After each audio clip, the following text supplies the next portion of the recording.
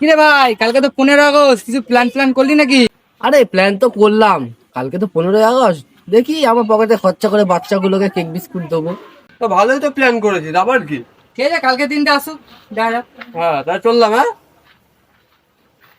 The next day. কোথায় গেল বলতো? সত্যি কোথায় গেল? চলো তো দেখি, মাঠে আছে নাকি ও? চল। ওই রাখো, ঠিকই ধরেছি, ওই রাখো সুজা, ওই রাখো। চলো চলো চলো, ধরবো, চলো। বাচ্চারা সব লাইন করুক। আমি সবার বড়, আমি আগে দেবো। তুই বড়, তুই তুই বড়।